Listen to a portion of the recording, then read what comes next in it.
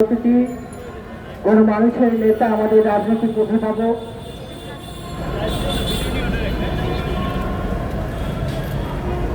বিএনপির vice chairman জননেতা জনাব শামসুজ্জামান দুধভাই সহ জাতীয় নেতৃবৃন্দ সকলকে সংগ্রামী শুভেচ্ছা। বন্ধুরা, বক্তব্য দেবেন দুধভাই দু একটি কথা বলে আমি আমার কথা শেষ করতে চাই।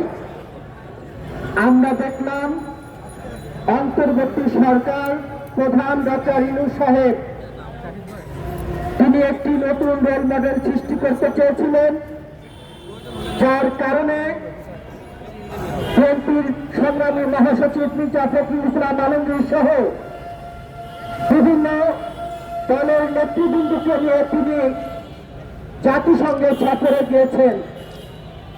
কিন্তু একটি কথা হলো, উনি যখন আমাদের নেতাদের ছেড়ে তার গার্ড বাহিনী নিয়ে তিনি সেখানে পৌঁছেছেন, আমাদের অন্যান্য বন্ধুদেরকে সেখানে আমরা দেখেছি যে আওয়ামী সন্ত্রাসীরা অপমান অপদস্থ করেছে, যেটা রাজনীতিকে অসৌন্দর্য করেছে।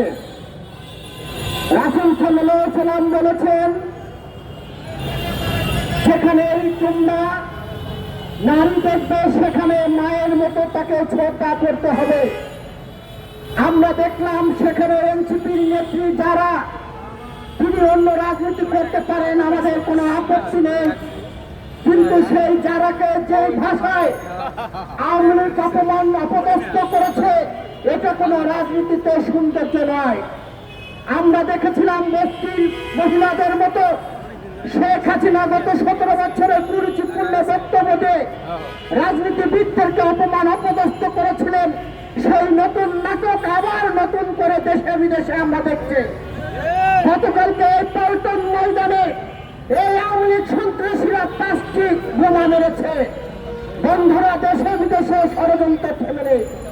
কিন্তু প্রশ্ন হলো, অন্তর্বর্তী সরকারের প্রধান নিউইয়র্কে যে ঘটনা ঘটেছে এই দায় কি তিনি এড়াতে পারবেন কিনা বাংলাদেশের মানুষের প্রশ্ন। আপনারা দেখবেন অন্তর্বর্তী সরকার ডক্টর ইউনূস সাহেব চুপচাপ থাকেন, কথা বলেন না, কিন্তু তিনি চোরের বলে চুরি করতে, গ্রেফতার বলে সজাগ থাকতে বাংলাদেশের মানুষ এখন প্রশ্ন করতে চায়, তাহলে ডক্টর ইউনূস সাহেব কি এই রাজনীতিবিদদেরকে অপমান অপদস্থ করলো কিনা?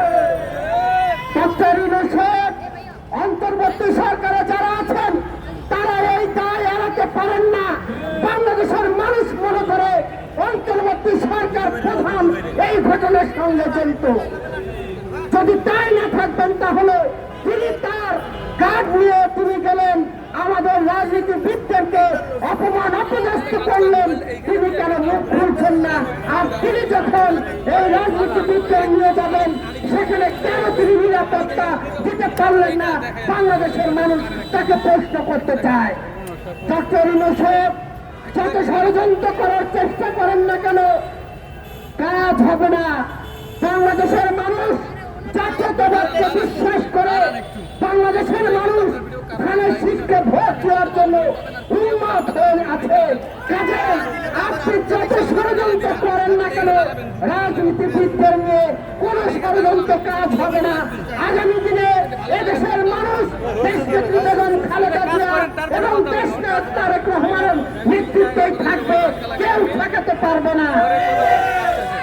আপনাকে একটি কথা স্মরণ করে আমি আমার কথা শেষ করতে চাই। ইউনূস সাহেব, আপনাকে বুঝতে হবে গণভবনের কি দশা হয়েছে।